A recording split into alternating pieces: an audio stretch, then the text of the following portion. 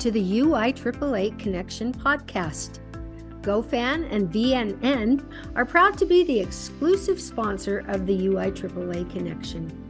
Now a combined company, GoFan and VNN provide a seamless integration for digital ticketing and athletic websites. Direct your fans to one place for all your athletic events, communications, and tickets to home and away games. Thank you to GoFan and VNN for their exclusive sponsorship of the UIAAA Connection. Welcome back to another edition of the UIAAA Connection. I'm your host, Mark Hutch-Hunter. Today we have as our special guest, Brad Foster, Certified Athletic Administrator, the Director of Athletics at Wasatch High School. Welcome to the podcast, Brad. Thanks so much, Mark. Glad to be here. Appreciate it. Let's have you begin by sharing with our international audience a little bit about yourself, where you grew up, where you went to school, your first job, etc. You bet. So yeah, I had maybe a less than normal path to where I'm at now. I grew up in Beaver, Utah, so a little south central part of the state of Utah, a small rural town. Loved growing up there because I was involved in basically anything I wanted to be involved in. Athletically, I loved sports. I was involved in football in the fall.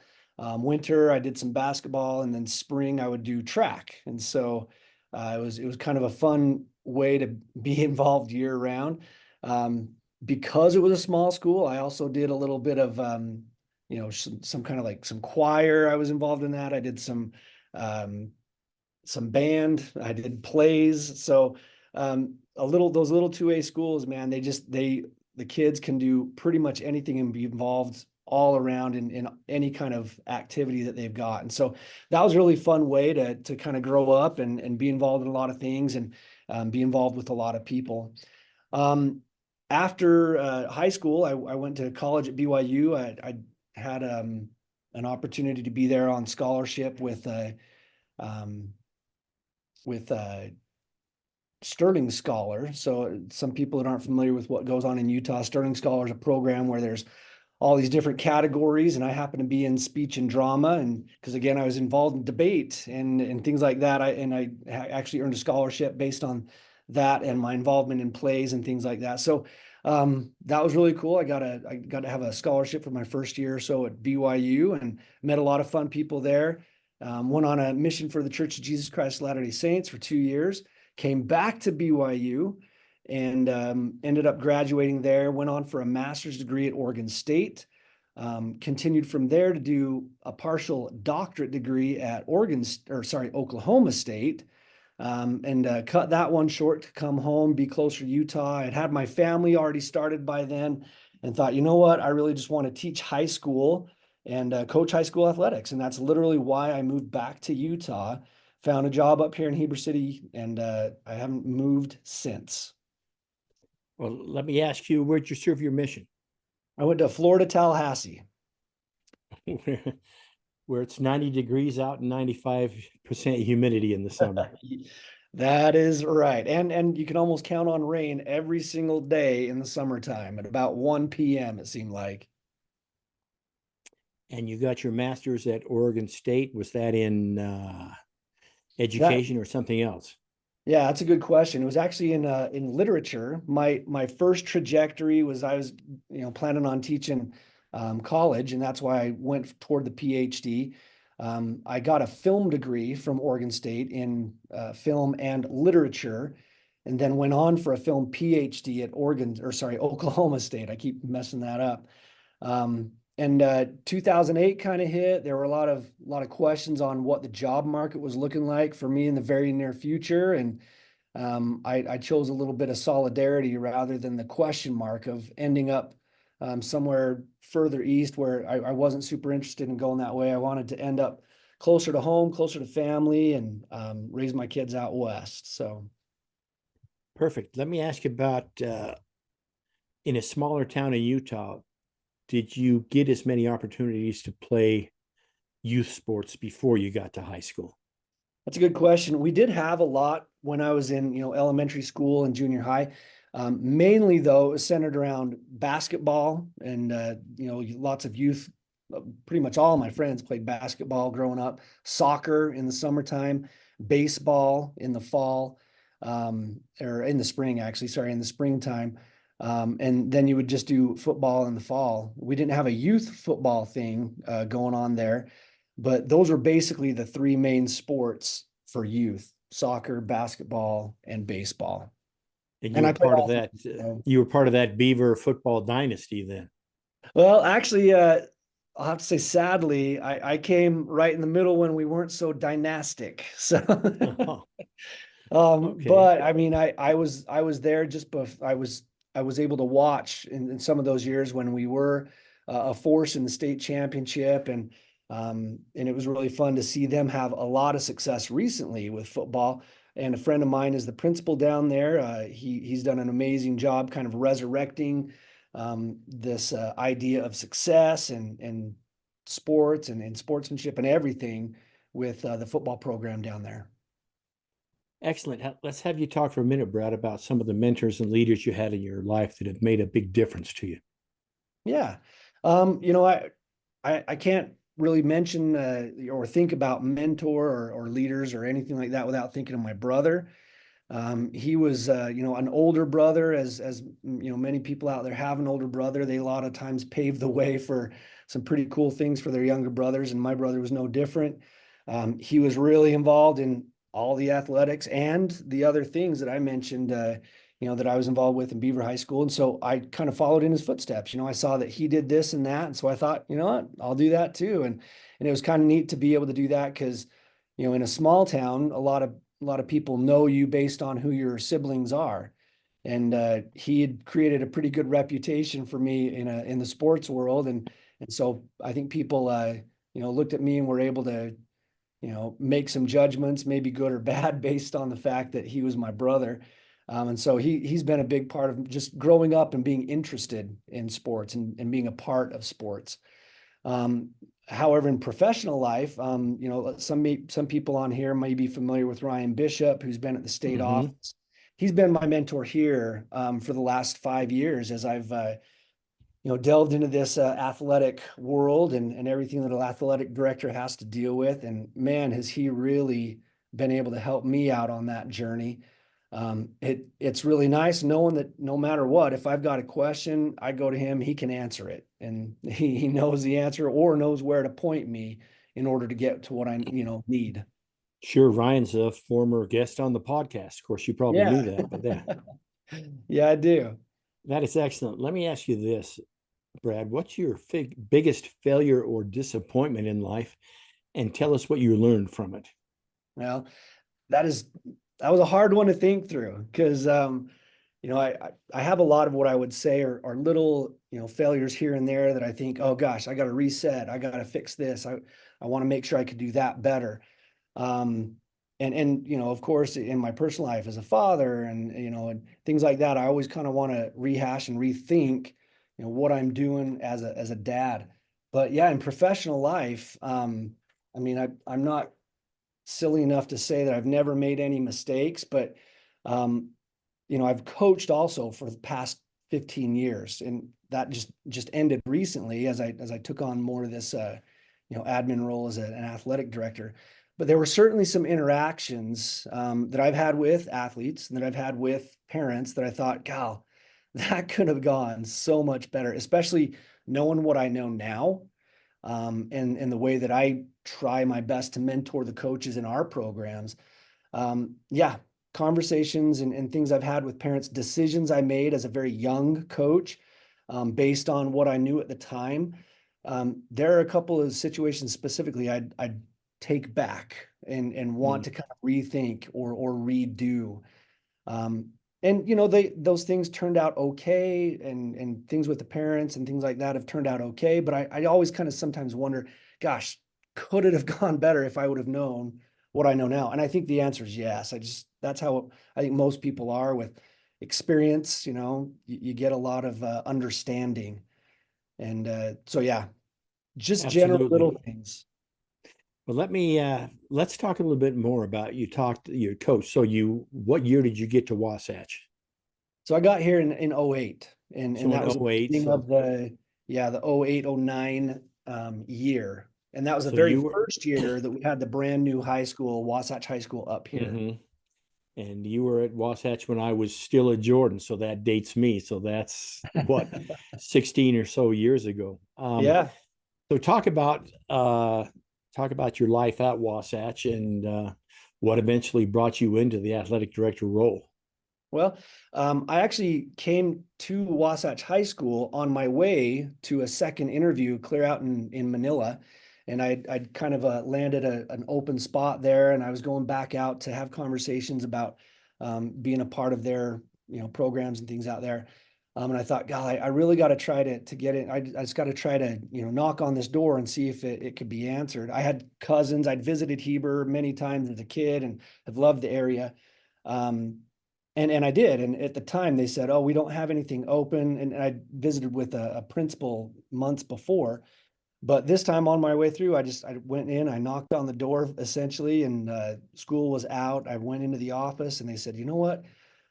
Things have changed and we actually have an open position. And they kind of helped me have an interview right there. I happened to have all my information with me, a resume and things like that. I, of course, had to formally apply, but I ended up getting the job here, and I was super excited because it's a growing area, and I saw myself with a really good opportunity to be here and be a part of a growing community. So I started here just as a teacher and the head track coach at Wasatch High School. I've also over the years coached basketball. I've coached some cross country as well. Obviously, track and cross country coincide quite a bit there with your athletes, and so I wanted to have a hand on my athletes more throughout both seasons. But I've done that for the last maybe 3-4 years ago was when I had to hang it up with track. Just got too busy as an athletic director, and so for about 13 years I was the head coach of the track program up here, and had a lot of successes, and it was a lot of fun. It's amazing what a program can do if you just get some of those right kids with the right mindset and with the right work ethic. And so we had our good years, we had some tough years, but all during that time, I also taught. I was an English teacher here. I delved into some film classes and some other things. Was kind of a yes guy and just did whatever my admin needed of me. And that might be how I kind of ended up here. And I'm really happy with where I'm at because I have like kind of, in my opinion, the perfect world. I've got, a foot in athletics. I still get to have interactions with the kids and with everybody involved in all that, and see those amazing stories come to play out on the field or on the court or whatever. And then I have a little hand in some of what's going on with the administration side, and I get to make I'm in on support and decisions that I think are vital to the future of this school. And we have another school coming here pretty soon in Heber City, and that's going to be an interesting thing that we have to hurdle as well. So yeah, I have a little bit of a follow-up regarding that other school, and let me back this question up. I'm very familiar with Heber. We built a place in Midway, Interlochen now, back in 1972. We'd go up on the weekends. I actually had breakfast at the Wagon Wheel, which is no longer the Wagon Wheel. I don't think it's the Spin Cafe anymore. I'm not even sure what it is. It's now a Chubby's. So yeah, okay. So so back to the question. I look at that. I look at obviously Midway back then. I look at Heber now, and when you say it's growing, that's kind of an understatement. I mean, I can remember when I was coaching at Jordan, when I was coaching girls basketball, and this would have been back in the 80s. And I think there was maybe 4 classes. I think Jordan was 3A. I think Wasatch was 2A. Well, now you're splitting the school, and of course, it's pretty much a brand new school for the last 10 years. So my question is, how is that new high school going to affect Heber, Midway? How's it going to affect the population when you first open? Is it going to be a couple of years and you're just going to have 2 big schools again? Talk a little bit about that, because that's an interesting situation most people don't find themselves in. Yeah, it is. And that's the way I refer to it. It's hard to refer to it any other way other than interesting, because there are some really good things that I think are going to happen. And there could be perceptively some bad things, I guess. A lot of places who had to split just a small community like what we've had, and we've been a rural community for so many years, A lot of people talk about how, you know what, the high school is what unifies a community, and gosh, you're going to split it, and suddenly things are just going to be so much more different, and things are going to change so drastically. Well, I mean, we really up here, we're trying to focus on the positives, and that is that we're going to have, you know, twice as many kids be able to participate in things. You know, we've got 120 kids out there on the football field, but a lot of them don't get to play. When we've got two high schools, we may have 200 kids out there, and a lot of them are going to get to play. You know, a lot of them are going to have opportunities instead of one, you know, basketball team at a high school where you've got 2,600 students and only 5 guys are out on the court at a time. We're going to have two high schools of, you know, 1,300 students, back down to the population when I first got here. That's what we had, Right. 1,300 in our school of it was 3A at the time. And funny to me is I feel like our 3A years were, in my opinion, some of the most successful with regard to athletics, with regard Mhm. to academics. I just really like that size of high school. I think a lot of people have settled on the 4A sort of classification because as a, you know, an ideal population, I think, at least in the state of Utah, because it does give a lot more opportunities, not just athletically, but, you know, collectively throughout the whole school. But the population gets up there, and man, a lot of kids just sometimes get lost in the shuffle. So we are looking at it as a big positive thing. And it's already been interesting to see sort of the kind of responses we've gotten from people who, and what we're trying to decide to name it, and what we're trying to decide with our colors, and all these things. And there hasn't been a final decision made. So we're still kind of waiting on that. But here we are 2 years out, and I imagine within the next 6 or 8 months, they'll have some of that stuff in place, and we'll be able to make, you know, begin to make some of the shift to that new high school. And so you have no idea. So they haven't got a name of the high school. So I assume they haven't even begun to attack the boundary issue. No, they haven't addressed that yet, but because up here we already have two middle schools, Mm-hmm. people kind of think that maybe the boundaries will be redrawn a little bit or something, but for now, it's pretty evenly split on both sides of town. One middle school will probably end up going to, you know, the one high school, and then the other side will feed Wasatch High School. I would assume then the Midway kids would go to the new school because the new school's right on the road as you come in there. Pat, there's that big fourplex on the south Yeah. side of the road, and then well, I see where they're building it. Yeah, that's kind of So the projection. And again, nothing's finalized, obviously. And I mean, I wish I could comment more. I just don't know. But yeah, Right. I mean, if they followed the boundaries for the middle school, it's kind of an east side, west side thing up here with Mm-hmm. city. Perfect. All right, let's talk the job of athletic administrator and just how much it's changed since you've had the job. Now, throw COVID out of it because COVID's kind of bad for everybody. But besides COVID, how has that job changed since you first took over? Um, yeah, when I first started, I actually was a teacher at the same time, and now I've moved into this as a full-time position. And so that would be the biggest thing. I've just taken on more and more responsibilities. Up here, we have it organized pretty much so that we've got an admin over athletics. We've got a secretary who helps with specifically in athletics, and then me. And so the three of us sort of share responsibilities. And so we've got all these things divided out. My list is, you know, I would say a lot longer than the other Sure, two. your list is longer because Ryan's off doing whatever he does, and he gives you all the tough stuff. You can tell him I said that. Yeah, yeah. Oh well, I'll make him watch this later. You know, he's done actually a really good job just helping stratify what responsibilities belong where. And I think as a result, it's really created a good situation here for kind of all three of us who are involved specifically with athletics, because, you know, I don't take the brunt of all the problems that arise. We kind of share that load. And so we're able to talk about it a lot. And I know admin and athletic directors do that anyway.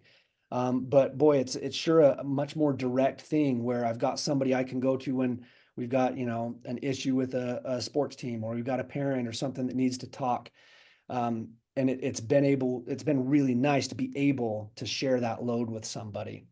But that would be probably for me the biggest thing, because when I first came in, I had very few things like, okay, here, you got to make sure you're at all the home events. You got to make sure people are registered and eligible. You got to make sure the coaches are all listed on their certifications and that we're set. And slowly each year there's a little more and there's a little more, Mhm. there's a little more to the point now where, after 5 years, maybe it's four, I can't, but 5 years, I feel really comfortable answering any question that comes my way.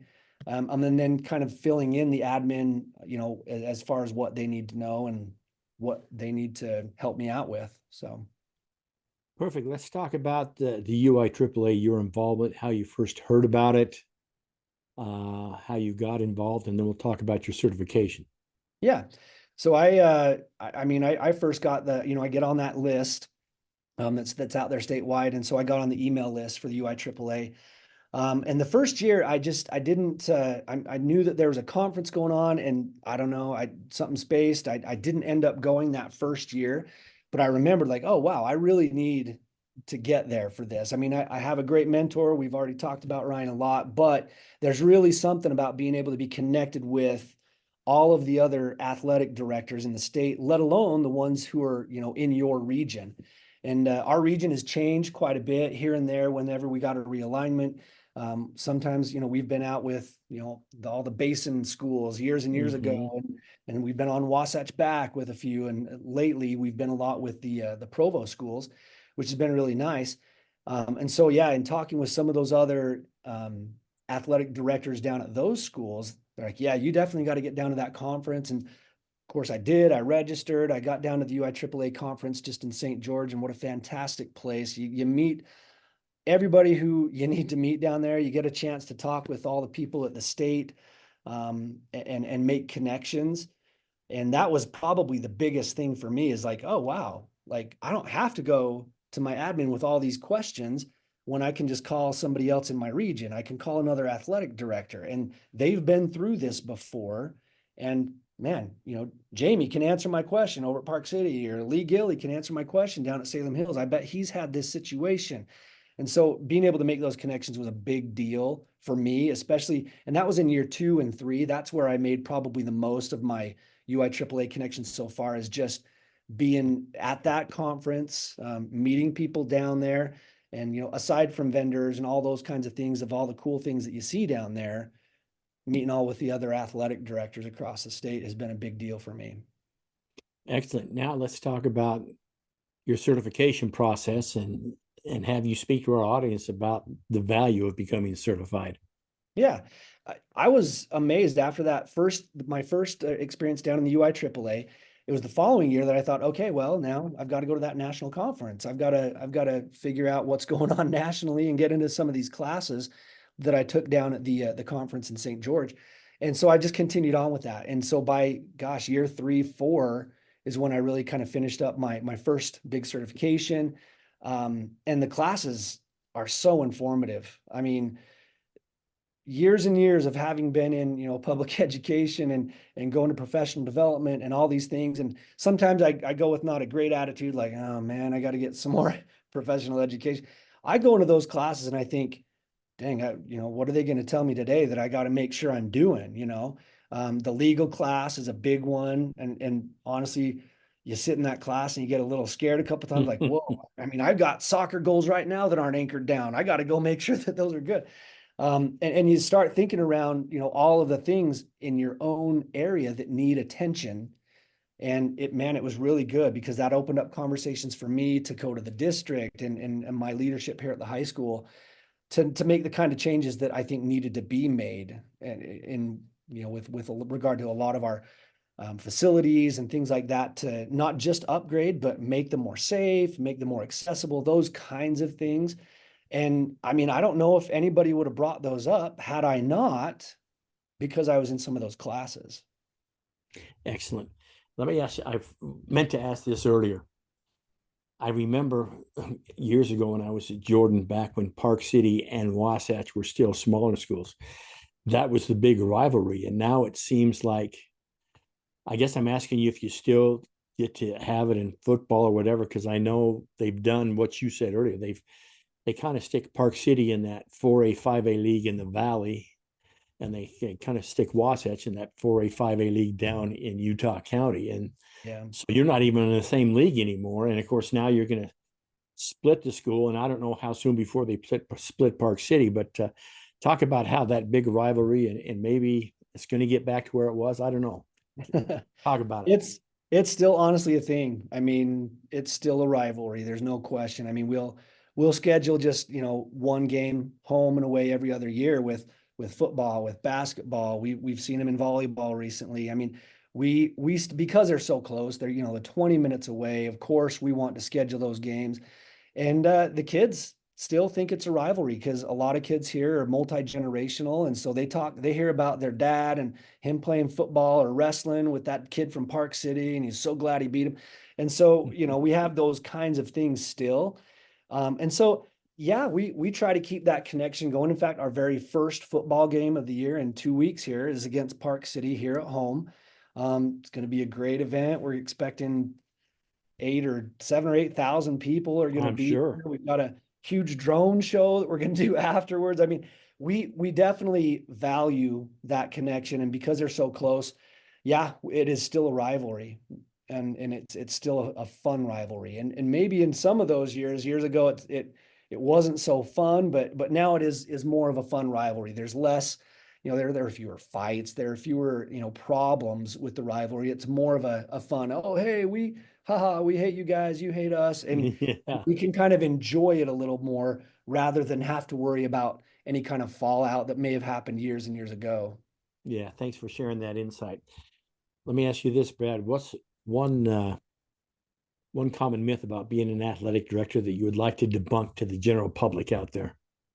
In a lot of, I'll go around with like many athletic directors do. When you're at an event, you're at a soccer game, you're at a drill event, you're wherever, and you're kind of just out talking with people. You've made all these connections with people that you've known for so many years. Their daughter was in something, and your son was in something, and you talk, right? And so I'm out and about with people, and we're talking about this and that.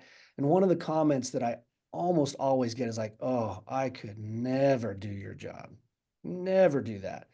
And sometimes, I mean, I get what's being said. It's, wow, you've got a lot that you're dealing with, and sometimes you got to deal with angry kids or angry parents or angry coaches but man, I just don't look at it that way. I have fun with my job. I enjoy my contacts and things that I have at these games and people that I talk with.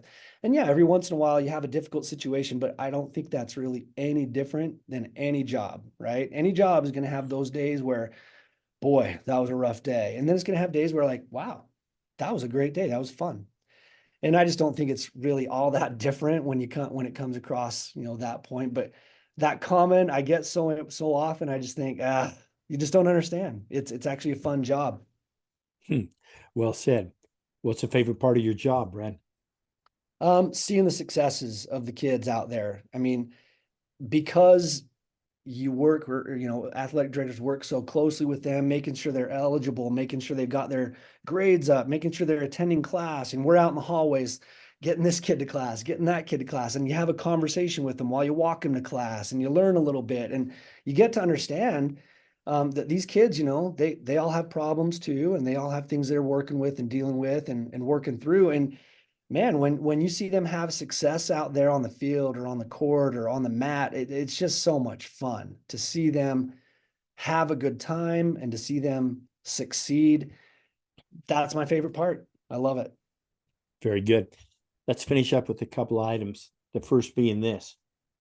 You're speaking to a brand new athletic administrator, and they need 2 suggestions from Brad, and they need to follow your 2 suggestions in order to be successful. What would your 2 suggestions be? One is listen. I mean, we've over the last 5 years, we've had a lot of conversations with a lot of people and a lot of parents who just want to be heard, frankly. And a lot of times these parents, yeah, they might be angry. Yeah, they might be upset about a coach or a situation or something that happened. And a lot of the times maybe we get that email or we get that phone call, we think, oh man, it's just another angry parent. What am I going to do about this one? But a lot of times, gosh, they just want to be listened to. They want to be heard. They want to be validated. And I would say that's one of the biggest things that you can do as an athletic administrator is listen and validate and just kind of understand that concern and make your promise that, yeah, we're going to fix this thing. If it's within your power, as an athletic administrator, as an athletic director, make those promises that you can fix it. Because a lot of times, I mean, if I reverse the role of whatever that parent is in that situation, I think, yeah, man, if that's my kid, I mean, I hear exactly what you're saying and I totally understand it. So listening is a big part of it.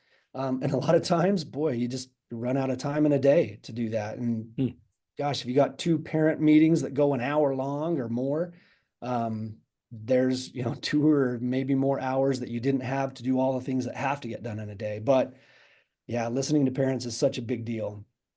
My other thing would be is to try to find out new ways, try to do whatever you can to retain.